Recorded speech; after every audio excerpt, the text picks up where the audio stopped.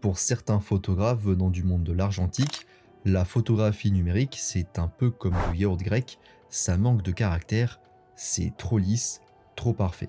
Et même pour les photographes ayant toujours fait du numérique, cette impression peut les submerger avec le temps. C'est comme le gâteau yaourt, au début c'est sympa, mais au bout d'un moment on en a marre, et on a envie de tester le gâteau à la banane, au chocolat, voire à la carotte ou au fromage pour les plus foufous d'entre vous. Mais alors le problème c'est comment retrouver ce doux fumet d'argentique dans ses photos sans trop se prendre la tête à regarder 36 tutoriels sur Photoshop pour à la fin ne rien faire car c'est trop compliqué, trop long ou parce qu'on ne sait plus quel tuto suivre ni appliquer.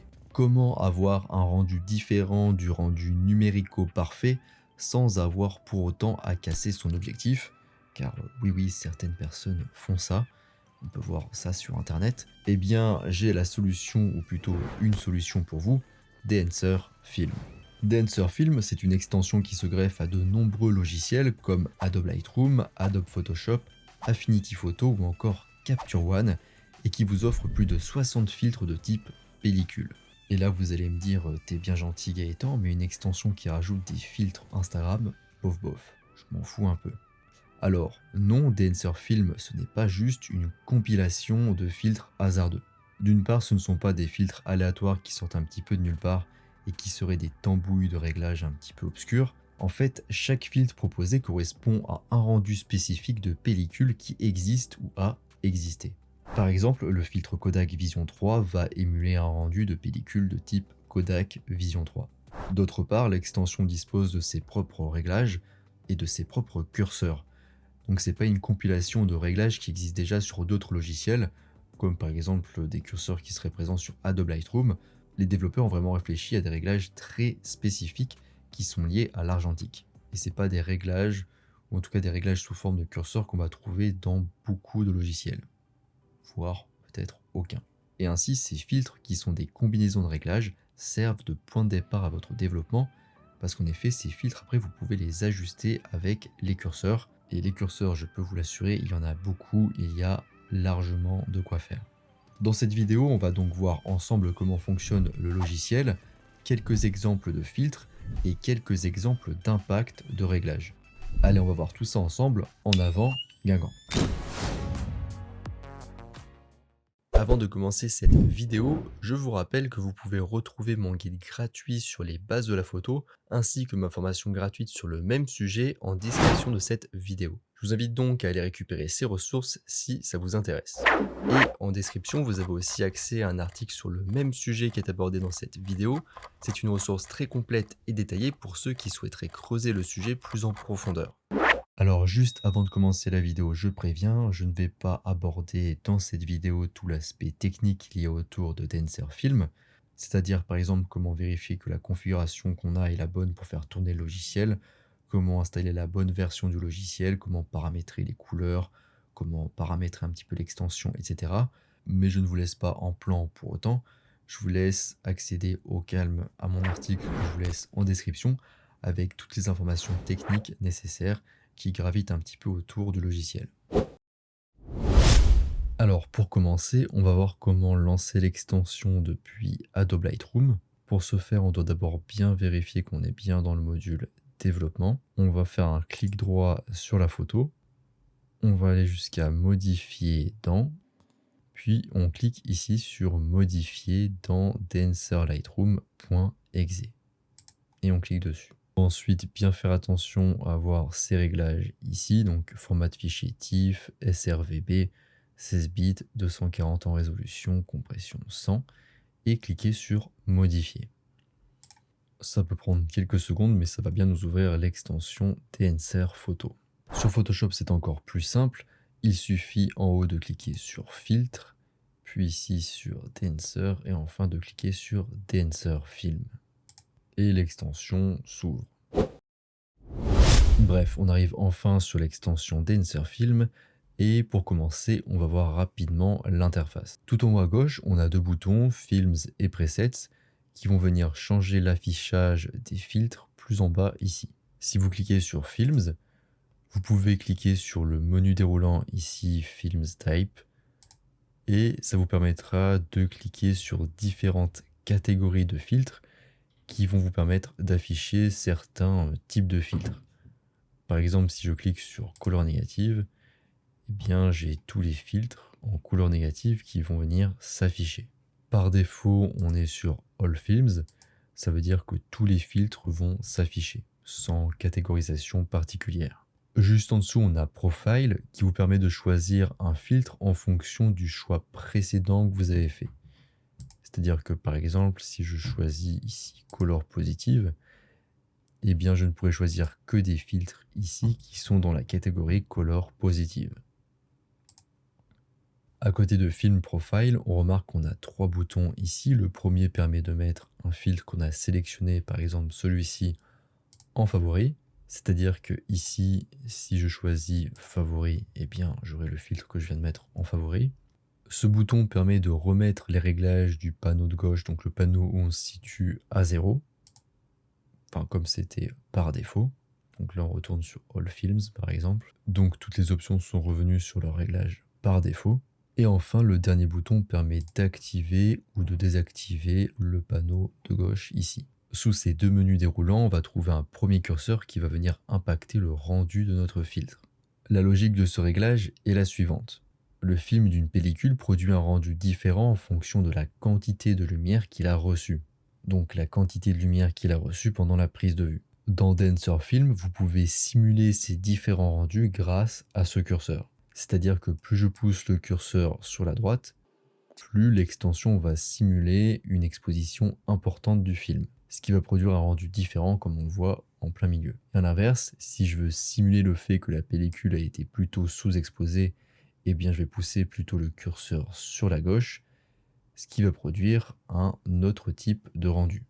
Ce réglage, il va faire varier le contraste de couleurs de la pellicule sélectionnée. En gros, il va impacter le rendu des couleurs de la pellicule sélectionnée en fonction de l'exposition qu'on va simuler avec le curseur. Plus en dessous, ici à gauche, en fonction des choix qu'on va faire dans les menus déroulants ici, si je choisis par exemple couleur positive, eh bien je vais avoir un certain nombre de filtres qui va s'afficher comme on l'avait déjà vu. Et donc je peux naviguer parmi ces filtres et en sélectionner un, par exemple celui-ci, et il va venir automatiquement s'appliquer à notre photo en plein milieu. Maintenant, on va cliquer sur Presets, et là, cette fois-ci, vous avez 4 boutons qui viennent s'afficher ici juste à droite de Presets. Ce premier bouton, il permet de créer un preset, donc un filtre, en fonction des réglages qui ont été sélectionnés ici à droite. Ce bouton, il permet d'importer un preset dans le logiciel, donc un filtre dans le logiciel. Ce bouton, il permet d'exporter un filtre, donc de faire sortir un filtre du logiciel. Et enfin, ce bouton, il permet de supprimer un preset ou pré-réglage aussi en français, on dit pré-réglage, c'est pareil. Donc par exemple, si j'importe un filtre, eh bien je peux le supprimer en cliquant ici sur la corbeille. Si on clique sur le premier menu déroulant ici, ça va nous permettre de trier les filtres d'une autre façon que ce qu'on a vu juste avant. Donc on a toujours favori pour les pré-réglages mis en favori, All Presets donc pour afficher tous les filtres, My Preset pour afficher nos propres pré-réglages qu'on aurait créés, Tensor Team c'est pour afficher les pré-réglages qui sont déjà dans le logiciel, donc qui ont été conçus par les développeurs du logiciel, et enfin Imported Presets pour afficher uniquement les pré-réglages qui ont été importés par nos soins. Le deuxième menu déroulant permet de trier en fonction de l'ancienneté du filtre. Par exemple ici on a les plus récents, les filtres les plus récents qui ont été ajoutés en dernier par exemple les développeurs ou par nous. Ensuite on a l'inverse, les plus anciens en premier. Et enfin ici on peut les trier par ordre alphabétique. Le dernier menu déroulant nous permet de sélectionner un filtre en fonction des deux choix précédents qu'on a fait dans les deux autres menus déroulants juste au-dessus. On peut aussi choisir Original, donc pour avoir la photo sans filtre, la photo d'origine. Et on peut cliquer aussi sur Last Edits pour voir la dernière photo qu'on a éditée avant celle-ci. Juste en dessous, c'est comme avant, on a du coup les filtres qui s'affichent en fonction des choix qu'on a fait juste au-dessus, notamment des deux premiers menus déroulants. Et ici c'est pareil, si je clique sur un filtre, il va venir s'appliquer à la photo au centre. Maintenant, on va regarder les 6 boutons qui se situent ici en haut à gauche. Le premier bouton permet de masquer ou non le panneau de gauche. Ce bouton permet d'afficher ou non les paramètres du logiciel. Ce bouton permet de rétablir les derniers paramètres utilisés. Ce bouton permet de réinitialiser tous les paramètres par défaut, donc les paramètres du logiciel, on ne parle pas de réglage ou quoi que ce soit, on parle bien des paramètres du logiciel. Ce bouton permet de faire un retour en arrière classique, hein, donc CTRL Z, et celui-là permet de faire un retour en avant, donc d'annuler le retour en arrière. En haut à droite, cette fois, on a 5 boutons. Le premier bouton permet d'afficher les pixels qui sont clippés, c'est-à-dire les pixels qui n'ont pas d'informations, donc soit qui sont trop sombres, soit qui sont trop clairs. Donc là, par exemple, je vais cliquer dessus, et ici, on voit que les pixels sont trop sombres, donc il n'y a pas vraiment d'informations dans cette zone. Ça fait un aplat de pixels noirs en gros, et donc ici, ça s'affiche en bleu. Le deuxième bouton permet d'afficher ou non l'histogramme, donc nous ici, dans ce cas-là, il est déjà affiché ici, mais si je reclique dessus, ça va cacher l'histogramme. Ce troisième bouton permet, si on clique dessus, de zoomer dans la photo, donc dans ce cas, on va perdre le tour de la photo, ou si on reclique dessus, il permet d'ajuster la photo à l'écran. Ici même, plus précisément, on est en rapport 1 pour 1, bref, c'est très zoomé. On peut dézoomer avec la molette de la souris. Ce bouton nous permet de voir la photo originale, donc quand elle a été importée, c'est-à-dire sans réglage, sans filtre, sans rien. Donc si je clique dessus, je vois la photo d'origine, avant le traitement. Et si je reclique dessus, ça permet d'avoir une prévisualisation de ce à quoi va ressembler la photo si je l'exporte. Et enfin, on a le bouton Cancel qui va nous faire sortir en fait du logiciel. Et maintenant qu'on en a fini avec la présentation de l'interface, on en vient au cœur de l'extension avec le panneau de droite qui regroupe l'ensemble des réglages et curseurs qui vont nous permettre d'ajuster avec beaucoup de précision le filtre qu'on aura sélectionné pour notre photo. Si vous êtes un petit peu perdu d'ailleurs dans vos réglages, comme vous pouvez le voir, il y a une petite flèche circulaire sur les différents volets qui vous permettent de remettre à zéro les curseurs de chaque volet. Si je clique ici, ça se remet à 0 au milieu. Le petit point négatif, c'est que ça ne remet pas les valeurs par défaut du filtre, mais ça met tout simplement les curseurs à 0. Vous pouvez aussi double-cliquer sur un curseur pour le remettre sur sa valeur par défaut. Pour la plupart des volets, donc pas pour le premier volet, mais pour les suivants en général, vous avez aussi une petite case ici qui vous permet de désactiver ou d'activer le volet. Donc si vous désactivez le volet, ça va désactiver tous les curseurs qui sont sous ce volet et donc leur impact sur la photo. Et si vous activez le volet, eh bien les curseurs vont impacter la photo. En fait, il faut bien comprendre que quand vous sélectionnez un filtre à gauche, eh bien automatiquement sur le panneau de droite, vous avez certains volets qui vont être activés, d'autres non, en fonction du filtre, et qu'aussi du coup chaque curseur va être sur un réglage en fonction du filtre sélectionné. Alors je ne vais pas parler de tous les réglages parce que la vidéo serait un petit peu longue et un petit peu rébarbative, donc je vais juste parler de quelques exemples intéressants par rapport au logiciel, par rapport aussi à d'autres logiciels. Je vais parler donc des réglages voilà, les plus intéressants, les plus sympas à utiliser, les plus originaux. Mais la bonne nouvelle, c'est que dans mon article que je vous laisse en description, vous aurez tous les impacts de chaque curseur qui seront renseignés, bien détaillés dans mon article. Si ça vous intéresse, vous avez juste du coup à y aller et vous aurez l'information. Alors pour commencer, on a le panneau source. Dans ce panneau, on retrouve des réglages assez classiques qu'on peut retrouver dans pas mal de logiciels de post-traitement. Le premier curseur revient en gros à rendre la photo plus lumineuse ou plus sombre, donc c'est assez classique. On peut retrouver ce genre de curseur sur pas mal de logiciels. Il sera nommé en général exposition, mais en gros ça joue sur la luminosité plutôt que sur l'exposition réelle. On a ensuite la température pour la température de couleur, là aussi assez classique. Vers la droite, température plus chaude. Vers la gauche, température plus froide, donc bleu. On a ensuite la teinte, donc teinte comp ici, mais c'est la teinte. À droite, si on pousse le curseur sur la droite, on aura une teinte magenta. Et si on pousse le curseur sur la gauche, une teinte plutôt verte. Ce curseur sert souvent à compenser des teintes qui sont déjà présentes dans une photo. Donc voilà, pour ces trois curseurs, c'est assez classique. Ils n'ont pas les mêmes noms, mais ce sont des curseurs, des réglages classiques qu'on retrouve souvent dans les logiciels. Ensuite, en revanche, on a deux curseurs pas habituels qui sont donc des fringes et des fringe radius. Les curseurs defringe et defringe radius sont deux curseurs qui permettent de traiter ce qu'on appelle l'aberration chromatique. L'aberration chromatique, elle est due à un défaut optique en général, et ici elle est traitée non pas réellement pour une raison esthétique, mais plutôt parce qu'elle a tendance à interférer avec les effets bloom et elation qu'on verra plus tard dans la vidéo. Sur vos photos, l'aberration chromatique se traduit par des franges de couleurs qui sont notamment présentes sur les bords des éléments, et notamment s'il y a du contraste. Ici, on a le ciel par exemple qui est très lumineux, et ici la peau qui est moins lumineuse, et ici, comme on peut le voir, on a une sorte d'effet de frange. Globalement, plus on va pousser ces deux curseurs sur la droite, plus l'aberration chromatique sera corrigée. Je ne vais pas rentrer dans les détails, elles n'ont pas tout à fait le même but, mais globalement, si les deux sont poussés sur la droite, eh bien l'aberration chromatique sera réduite. Donc je vais remettre un filtre ici, celui-ci, et on va passer maintenant au volet suivant qui est le volet film développeur. Donc je vais l'activer ici en cochant la case. Pour commencer, on a le curseur contrast boost qui est là aussi un réglage assez classique qu'on retrouve souvent dans les logiciels de post-traitement, qui va gérer du coup le contraste. Plus je pousse le curseur sur la droite, plus le contraste sera élevé, donc on aura un écart entre les pixels clairs et les pixels sombres qui sera plus important. Les pixels sombres deviennent plus sombres et les pixels clairs deviennent plus clairs. Le contraste augmente donc, et plus je pousse le curseur sur la gauche, plus c'est l'inverse qui se produit, donc moins on a de contraste et d'écart entre les pixels.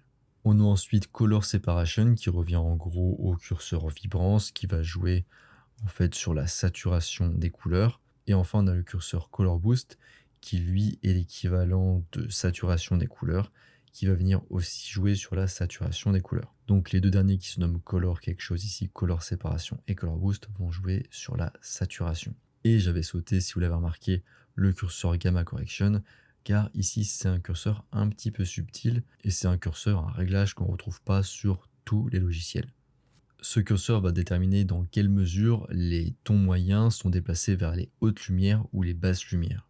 Ce curseur il fonctionne seulement si le curseur du dessus contraste boost est différent de 0. Donc par exemple je vais augmenter le contraste ici. Si je pousse le curseur sur la droite, les tons moyens vont être déplacés vers les hautes lumières, tandis que si je déplace le curseur sur la gauche, les tons moyens vont être déplacés vers les basses lumières. Comme je vous le disais, c'est un réglage assez subtil et qu'on retrouve peu dans les logiciels habituellement, donc c'est un petit curseur intéressant à noter. Je vais désactiver ce panneau et on va passer au suivant qui est film compression. C'est un volet aussi très intéressant et très subtil dans ses réglages. Ce volet il permet de régler avec précision la redistribution des hautes lumières vers les tons moyens. Globalement, le but de ce volet, c'est de donner un aspect plus analogique, donc plus argentique. C'est ce que j'ai trouvé sur le site TensorFilm, c'est pas moi qui le dis. D'ailleurs, tout ce que je dis dans la vidéo, je le tire du site et du guide d'utilisation de TensorFilm. On peut retrouver grosso modo ce type de réglage sur par exemple Adobe Lightroom sous la forme du curseur haute lumière, mais ici c'est comme si on avait un petit peu 4 curseurs dédiés aux hautes lumières. Pour commencer, on a le curseur impact. Plus sa valeur est élevée, plus les hautes lumières sont poussées vers les tons moyens. Alors ici sur cette photo, ça reste assez subtil, mais l'effet est quand même présent. Ce paramètre détermine donc le degré de compression de la photo et fait un petit peu penser au curseur haute lumière qu'on peut retrouver sur Adobe Lightroom. On a aussi White Point pour régler le point blanc de la photo, c'est-à-dire les zones qui seront vraiment blanches, des aplats de pixels blancs. C'est aussi un curseur qu'on retrouve sur Adobe Lightroom. Ici, plus je pousse le curseur sur la droite, moins les pixels clairs vont tirer sur le blanc. Et si je tire le curseur sur la gauche, là, les pixels clairs tireront un peu plus sur le blanc. Ensuite, on a le curseur Tonal Range. Ce paramètre, il représente la largeur tonale de la photo qui va être impactée par les curseurs de ce volet.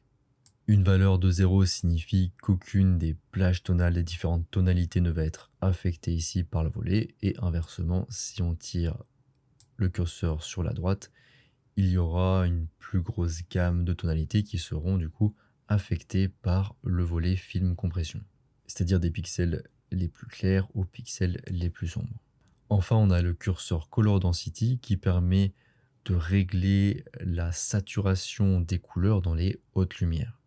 Alors ce curseur, il peut pas restaurer des hautes lumières qui seraient perdues, donc des pixels qui seraient trop clairs, qui seraient cramés, mais il peut permettre de faire ressortir un petit peu les textures et les détails dans les hautes lumières. Donc ça peut légèrement atténuer l'écrêtage, donc rendre des pixels clairs un peu moins clairs, mais s'ils sont totalement blancs, cramés, il n'y aura pas réellement d'impact. Si on tire le curseur sur la gauche, on a une faible colorisation au niveau des hautes lumières, et si on tire le curseur sur la droite, on aura une colorisation ici plus importante. On voit bien ici que le bleu est plus bleu, et que du coup ça permet de faire ressortir notamment les nuages. On va sortir du coup du volet film compression, et je vais d'ailleurs plier le volet ici avec la petite flèche. Je vais plier aussi ce volet qu'on a déjà fait. Ensuite, on a le volet Expand. Alors, je vais pas m'attarder dessus. En gros, il permet de gérer le contraste avec un point noir et un point blanc, ce qu'on peut retrouver notamment sur Lightroom aussi. Donc, je vais aussi le passer. Ensuite, on a le volet Print qui est aussi très intéressant, mais que je vais passer rapidement pour pas avoir une vidéo trop longue. Ici, en plus, ça sert pas à grand chose de passer du temps sur chaque curseur. Donc ici, on peut s'amuser à changer le rendu du papier qui est simulé, qui est émulé par le logiciel au niveau du rendu de la photo. Donc voilà, c'est très intéressant, on a plein de petits réglages, mais je vais pas y passer trop de temps. Ça allongera un petit peu la vidéo. Là, il vaut mieux en fait tout simplement tester soi-même, ça va dépendre des goûts, etc. Mais c'est un volet très intéressant qu'on ne retrouve pas sur les logiciels habituellement. Et ça rentre tout à fait dans cette logique de l'argentique, avec le papier un petit peu à l'ancienne, etc. Ensuite, on a le volet Color Aid que je vais activer. Je vais aussi passer brièvement dessus, mais comme son nom l'indique, il permet de faire des ajustements assez subtils, assez pointus au niveau des couleurs. Les 3 premiers curseurs sont simples à comprendre. On peut par exemple avec le premier curseur rendre la photo plus bleue ou plus jaune. Ici la photo plus verte ou plus magenta. Et enfin la photo plus rouge ou la photo plus bleu clair, plus cyan. Ici, assez simple au niveau de la compréhension des curseurs. Ici, en fonction du filtre sélectionné, on peut avoir des ajustements assez précis sur chaque curseur qu'on vient de passer. Quand les curseurs ont des valeurs spécifiques en fonction du filtre sélectionné, eh bien, il faut savoir que DenserFilm a réalisé de réelles mesures sur de réels filtres qui existent ou ont existé. Toujours dans le but d'avoir un rendu le plus réaliste possible. Et cela rend ainsi le processus de correction de couleurs plus analogique. Ensuite, on a 3 autres curseurs en dessous, Shadow Tones, Mid-Tones Tones, Highlight Tones. Donc en fait, ici, on a les ombres, les pixels sombres, les pixels moyens, donc les gris moyens, et enfin les hautes lumières. Alors ici, en fait, ça nous permet de changer avec précision la température de couleur de chacune de ces tonalités. Par exemple ici, pour les ombres, si je pousse le curseur sur la droite, eh bien mes ombres vont se réchauffer. Ici, on voit au niveau des arbres qui sont plus sombres, eh bien ça devient plus orangé. Et par exemple ici, si je veux modifier les hautes lumières, si je veux les rendre plus bleutées, eh bien on va le voir ici, ça devient plus bleu. Donc voilà, c'est très intéressant, très précis. On peut retrouver ça aussi dans Adobe Lightroom, mais on l'a aussi ici. Ensuite, on a ce curseur préserve exposure qui est un petit peu technique. Je vais essayer de vous l'expliquer cependant. Ce qui se passe en réalité lors de l'impression analogique, c'est que l'exposition est affectée par les différents filtres de couleurs. Et l'extension DenserFilm est capable de reproduire ce comportement. En gros, si on essaie de reproduire réellement le processus argentique, si on change ici les curseurs, ça va impacter ici la luminosité de certaines zones de la photo. Mais si on ne veut pas cet impact sur notre photo, eh bien on a juste à pousser ce curseur tout à droite, ce qui est le cas ici. En fait, ici, si on met le curseur préserve exposure sur la gauche, donc là il protège plus rien du tout, et si on met les curseurs sur la gauche, ils vont notamment venir réduire la luminosité de la photo. En réalité, ça réduirait l'exposition, mais ici le logiciel le traduit par une perte du coup de luminosité. Et inversement, si on poussait les curseurs sur la droite, on aurait une augmentation de la luminosité. Mais pour pas avoir cet effet donc réaliste, et bien là on pousse le curseur au maximum et voilà, on n'a pas cet impact au niveau de la luminosité. Je remets tout à zéro. Je vous conseille donc en général de laisser le curseur au maximum sur la droite pour pas trop vous embêter avec ces histoires de luminosité. On va donc fermer ce volet et passer au volet suivant. Alors pour le coup, le volet suivant, vous allez me dire qu'il n'a rien de très original parce qu'il va permettre de gérer le grain. Alors oui, non, parce que dans cette extension, on va pouvoir venir gérer le grain avec beaucoup de précision et pas mal de subtilité. C'est un petit peu le principe du logiciel, hein, la précision et la subtilité. Le premier curseur est assez classique, il nous permet de gérer la taille du grain argentique. Ici, rien de spécial, bien que tous les logiciels ne le proposent pas. On peut aussi régler la quantité de grains. Donc ça, on peut aussi le retrouver dans certains logiciels, pas de souci. Mais plus en dessous, c'est là que viennent les subtilités de réglage. Au niveau de la résolution maintenant, alors là, c'est intéressant. Plus on va pousser le curseur sur la droite, plus il va venir garder la résolution, donc la définition de la photo, malgré le grain qui sera présent. Et plus je vais pousser le curseur sur la gauche, plus il va prendre en compte l'impact du grain sur la précision, sur la netteté de la photo.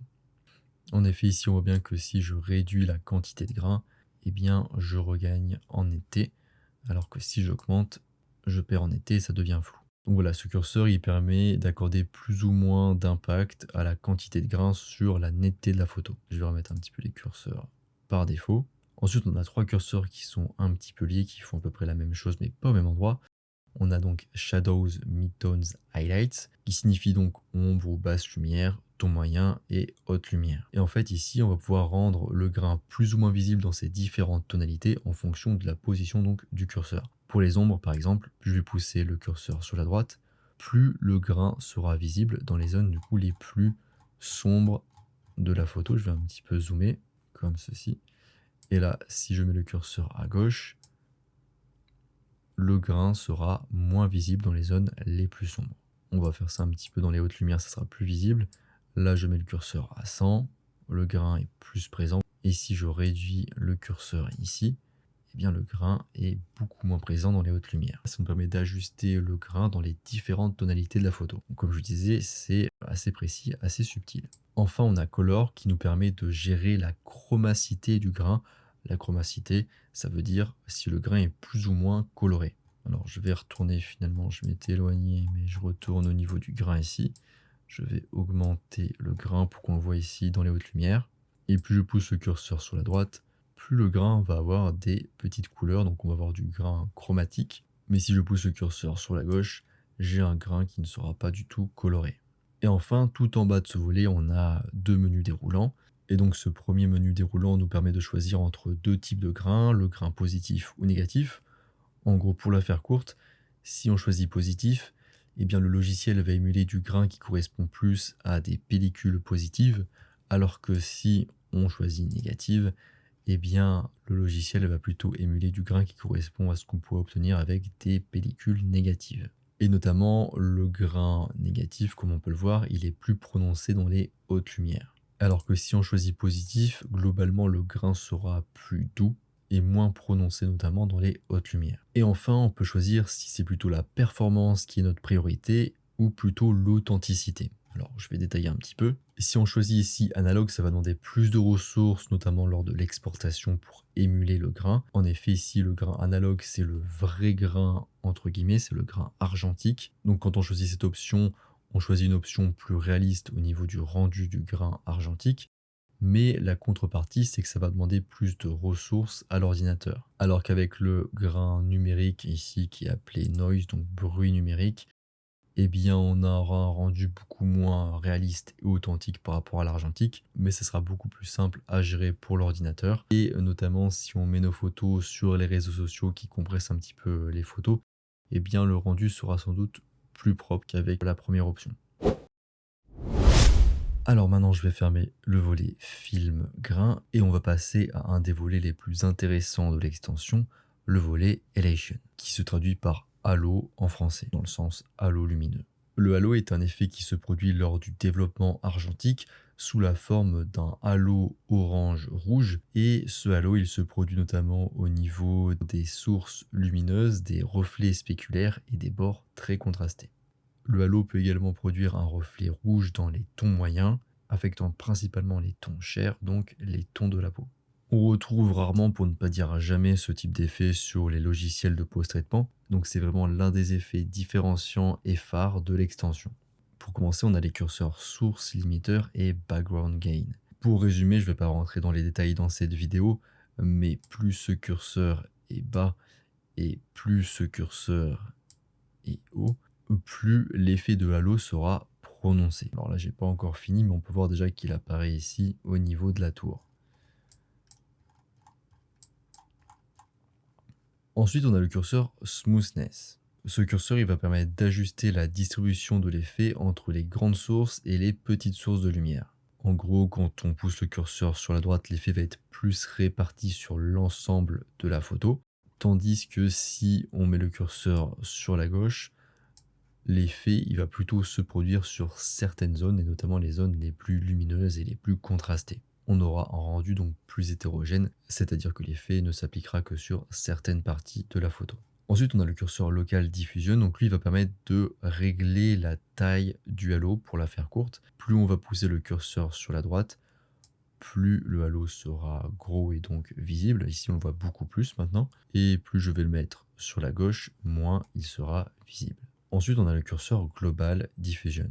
Ce curseur, il va permettre d'ajuster ce qu'on appelle les reflets secondaires. Ils seront en général moins visibles, ils seront plutôt situés dans les tons moyens et notamment les tons chers. Et ils seront effectivement liés à l'effet de halo. Et c'est généralement un effet qui sera plus global. Si j'augmente ici, comme on voit, l'effet est plus global. Et si je réduis, on a moins cet effet. L'effet du coup sera plus localisé. Comme je le disais, ça peut être notamment utile sur les tons de la peau en étant un petit peu mesuré sur son utilisation. Ici, on voit bien qu'ils affectent plutôt la peau. Ensuite, on a le curseur Amplify. Donc ici, plus on va mettre le curseur sur la droite, plus les halos seront jaunes, orange, donc leur effet sera plus visible. L'effet sera un petit peu amplifié. Alors que si je mets Amplify sur la gauche, l'effet est beaucoup moins amplifié, voilà, il est quasiment plus visible. C'est aussi un curseur qui sert à renforcer l'effet en gros.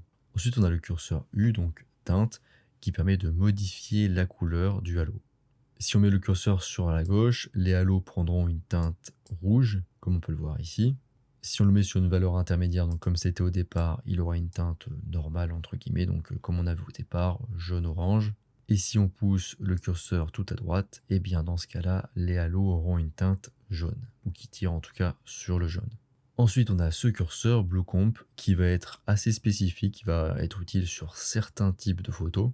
En fait, si on applique cet effet de halo sur une photo qui est globalement froide, donc bleutée, le bleu, les couleurs froides auront tendance à atténuer cet effet de halo.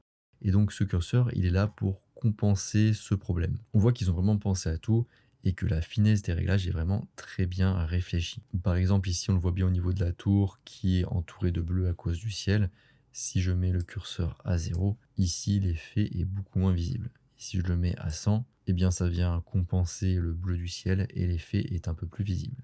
Enfin, on a le curseur Impact. Alors, si vous avez été observateur, il est présent dans plusieurs volets. C'est vrai que j'en ai pas parlé, mais c'est parce qu'en gros, c'est très simple. C'est simplement un curseur d'opacité. Donc, plus le curseur est sur la droite, plus les effets qu'on a réglés dans le volet seront présents.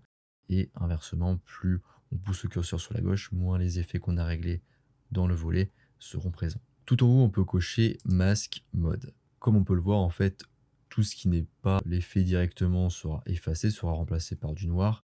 Et en fait, on va juste voir l'effet. Ça nous permet de voir un peu mieux, de mieux jauger à quel point l'effet d'halo s'applique sur notre photo. Donc les zones noires, c'est les zones où il n'y a pas du tout l'effet qui est appliqué. Et les zones claires, ici les zones oranges, c'est là où l'effet est appliqué. Et maintenant, on va passer à notre dernier volet, le volet Bloom. Le volet Bloom est l'autre volet un petit peu marrant à utiliser dans Denser Film. Comme pour le volet Elation, c'est vraiment un élément qui est différenciant dans le logiciel par rapport à d'autres logiciels de post-traitement. Pour la faire courte, l'effet Bloom il va donner un aspect un petit peu brillant et décontrasté aux zones les plus claires de la photo. Et donc on retrouve rarement la possibilité d'appliquer cet effet aussi simplement dans d'autres logiciels de post-traitement. Alors on peut réaliser cet effet en général dans d'autres logiciels comme sur Photoshop par exemple, mais ça va demander un petit peu de temps, un petit peu de travail, etc. Alors qu'ici on peut simplement ajuster quelques curseurs pour appliquer l'effet Bloom à notre photo. Pour commencer, on a Highlights. En gros, ce curseur il permet de définir la sensibilité de l'effet, c'est-à-dire qu'il permet de déterminer le seuil de luminosité à partir duquel l'effet va s'appliquer. Si je pousse le curseur sur la gauche, l'effet ne s'appliquera que sur les zones les plus claires de la photo. Ici, on n'a pas vraiment de zone très claire, donc l'effet ne va pas beaucoup s'appliquer. Et plus je pousse le curseur sur la droite, plus l'effet aura tendance à s'appliquer un peu sur d'autres tonalités moins claires de la photo. Donc plus je pousse le curseur sur la droite, plus l'effet sera présent facilement, Et plus je pousse sur la gauche, moins il sera présent facilement, il sera plutôt présent dans les hautes lumières. Le curseur source limiteur, il permet un petit peu de faire le ménage, notamment dans les tonalités les plus sombres de la photo.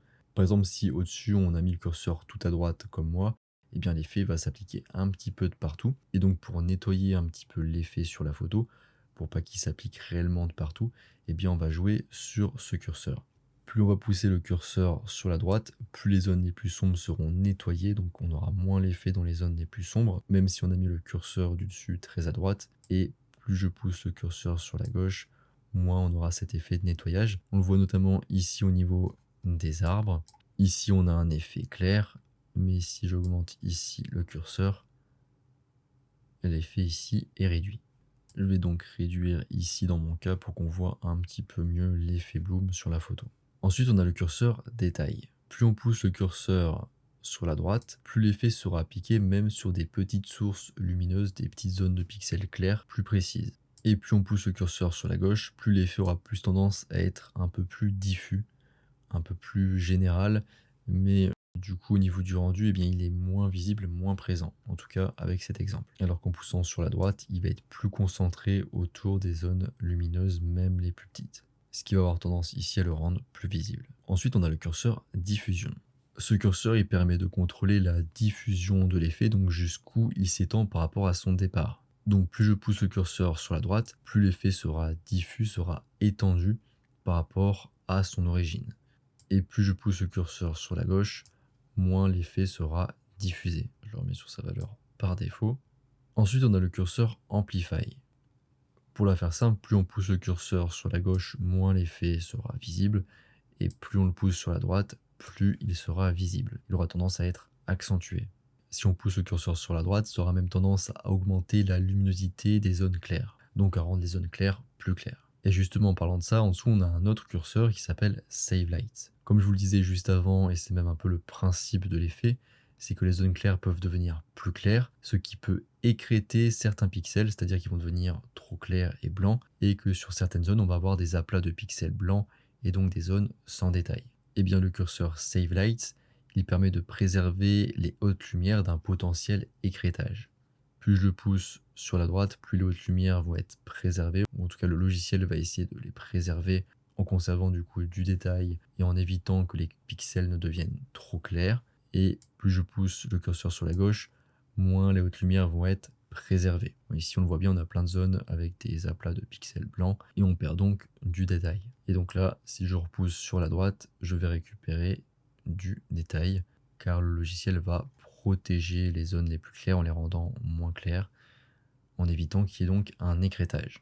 Ensuite, on a le curseur saturation. Alors, comme je vous le disais à propos de l'effet, il va donner un effet un peu brillant, un peu décontrasté, et donc il peut délaver les couleurs. Le curseur saturation permet donc de compenser cet effet de désaturation des couleurs. Si on pousse le curseur vers la gauche, on n'aura pas de compensation au niveau des couleurs, donc on risque d'avoir une perte de couleurs dans les zones les plus claires. Je vais diminuer un petit peu ici pour qu'on ait un peu plus l'effet qui s'applique. Et ici, si j'augmente la saturation, je vais récupérer un petit peu de couleur. Ici, on l'a vu sur la main, par exemple. Je vous le refais ici sur la main. Je mets saturation à 0.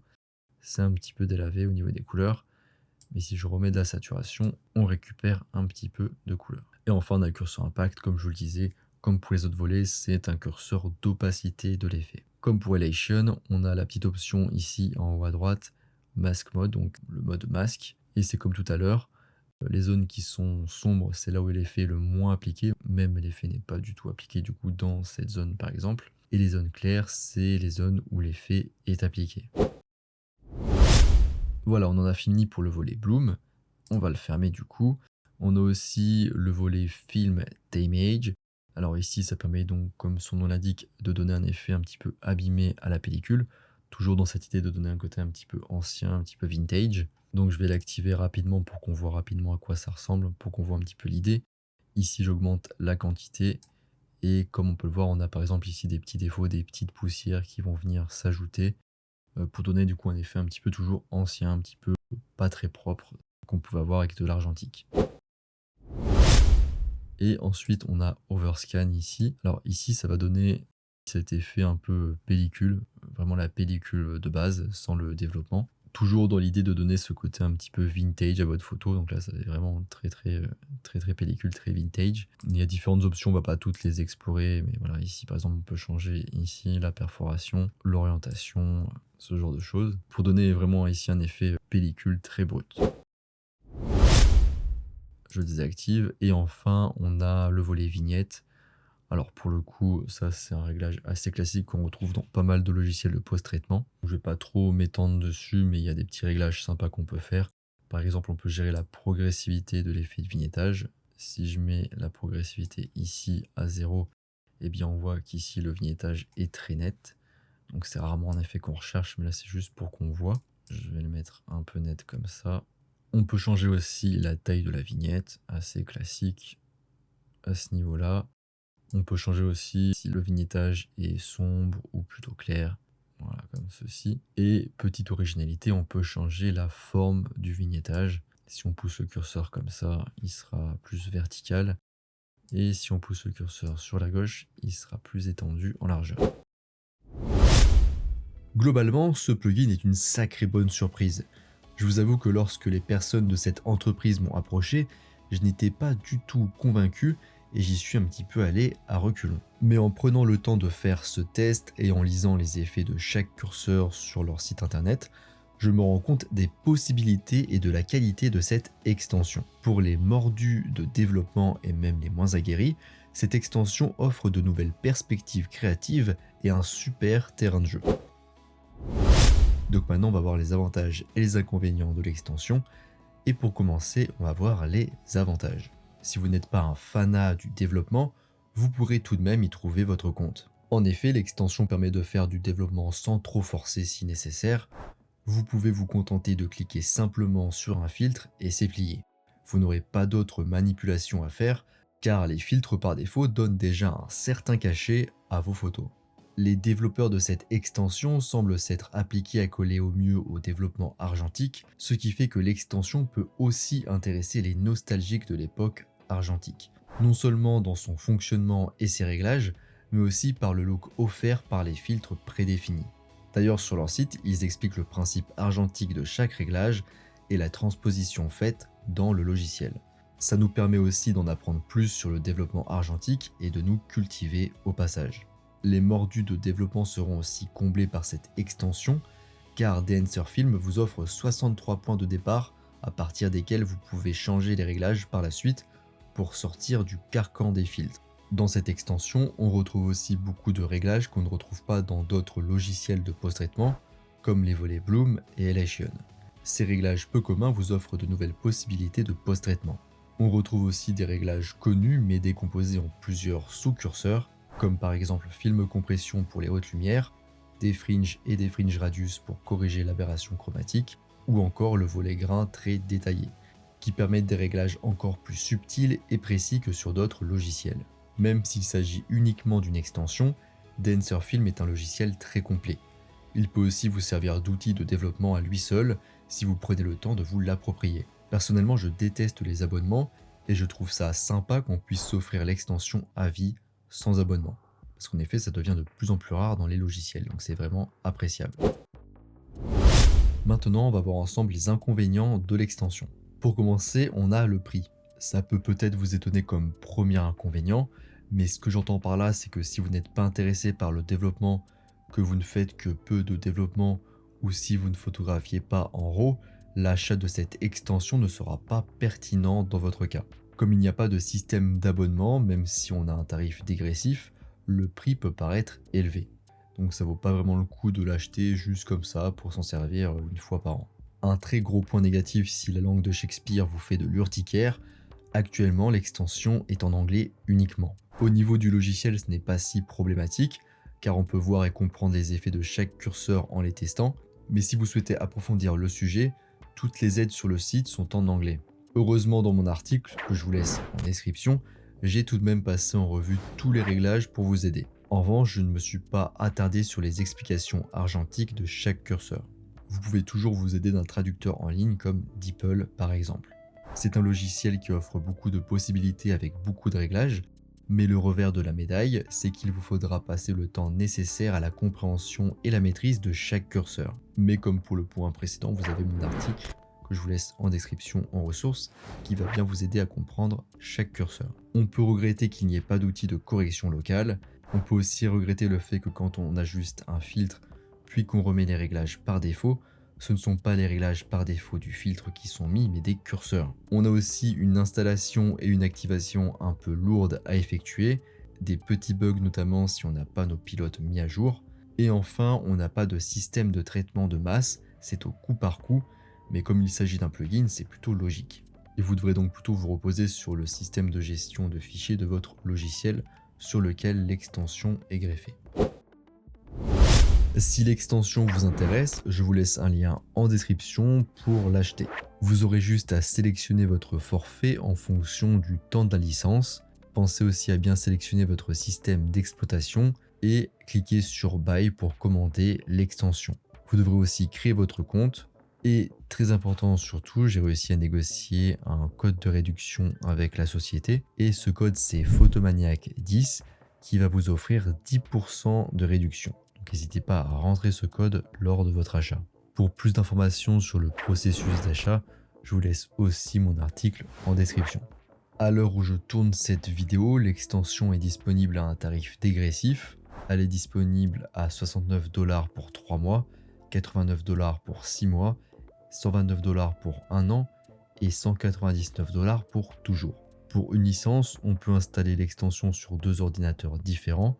Si vous avez un doute pour votre intérêt par rapport à cette extension, vous avez aussi une version d'essai qui est disponible en cliquant plus en dessous sur Get Free Trial.